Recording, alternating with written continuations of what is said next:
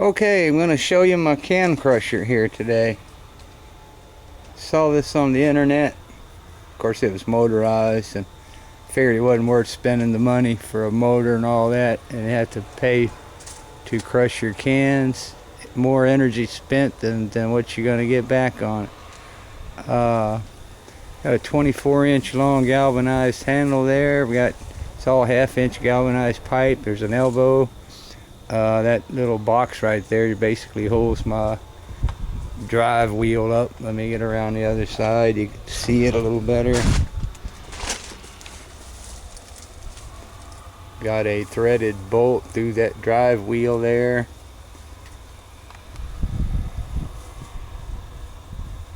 And I've got it double nutted, of course. It's a 2x2, 2x2 piece of lumber that goes to the ram, which you call this ramming head. There's a 4x4 block. Move that for you. I built this hopper here in the last couple of days, and let's see if it's going to work halfway decently. That time it did. And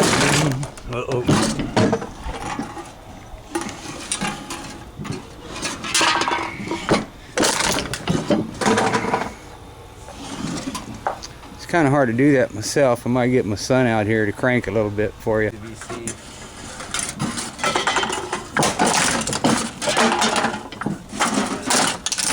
Traffic jam in the hopper.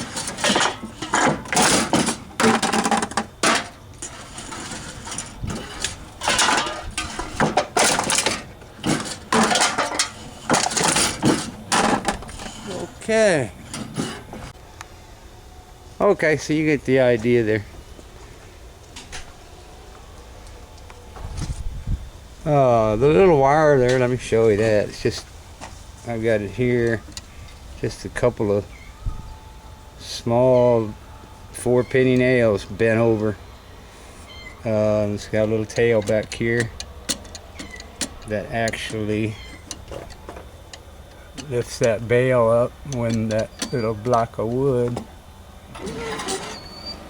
And it just works by gravity, of course. But the crushing head there lifts it up and holds the next can.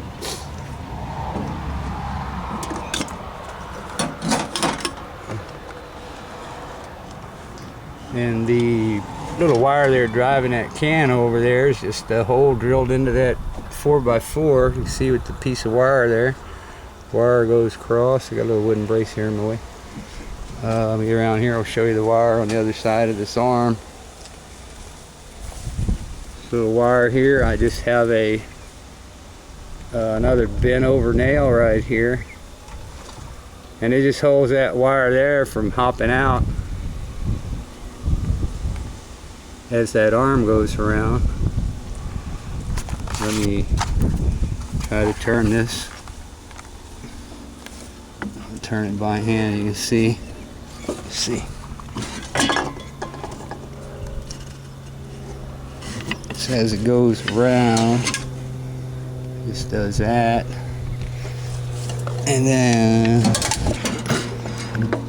through the crushing motion, it just kind of comes back around. Really simple to make if you got a bunch of extra lumber and stuff hanging around. I spent about 20 bucks for the galvanized pipe. It's a 2-foot piece. I think this is an 18-inch piece. I've got a pipe flange here. Bought some wood screws I needed. That bolt going through there is just a carriage bolt. I believe it's a 4-inch long bolt.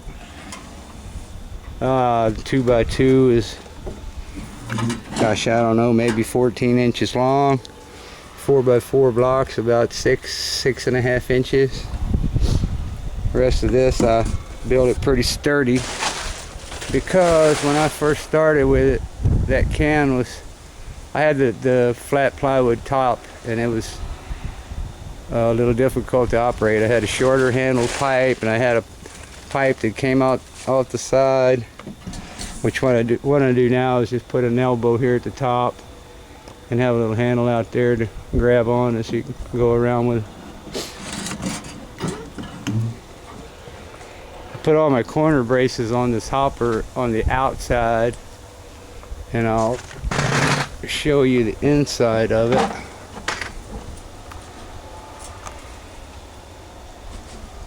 I don't know how well that's coming out, but just all slick plywood inside, probably a 5/16 beadboard paneling is what I had laying around. It's not waterproof, but I'm going to keep it covered up.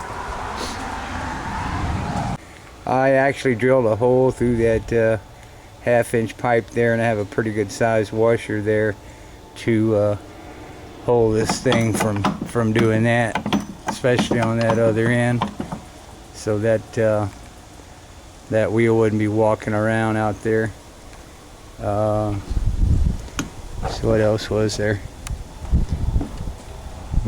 Oh, and on the wheel itself, this is actually 2 pieces of birch plywood. So it's indoor plywood. That's why I do not need to be getting this thing wet. But I jigsawed that out. It looks like I might have put it on a lathe. I did not. Just drew a good circle. Kept both of the center points marked, because when you actually go to drill the hole for your flange, you want to know where your center point is. So it doesn't have to be perfectly round. The roundness doesn't matter there, as long as you're anywhere near the center. I also have another washer in between there. That's the threaded end of the pipe, of course. And there is a washer right in between there, just to prevent some friction. And that's not tightened all the way up. It's got a little bit of play in that. And again, there the wire goes up and down. The wire on that other end of this piece here actually lets that thing do this, just from being stuck into that one hole right there. So it's real simple there again. And that should do it, I believe. Of course, the bottom of my hopper is on a pretty good angle there to get the cans to come in there. It needs a little refining. Seems like they get twisted around in there somehow. I'm not sure. We'll see. Thank you again. I'm sorry, one other thing I needed to show you, so you know where the cans go. I screwed up when I put this top on this table. I had a 2x8 leg, and there's a hole there at the end where this ram head goes, of course, and the can falls through the table. I'd say about 85% of the time. Got a bucket under there that catches the cans. I said the 2x8 leg was handy. I didn't pay for it. I don't know if you can see the hole up under there. I wound up having to chisel all that out, because that was just not thought of beforehand. The rest of it is 2x8 leg there, 2x6s along the ground, 2x6.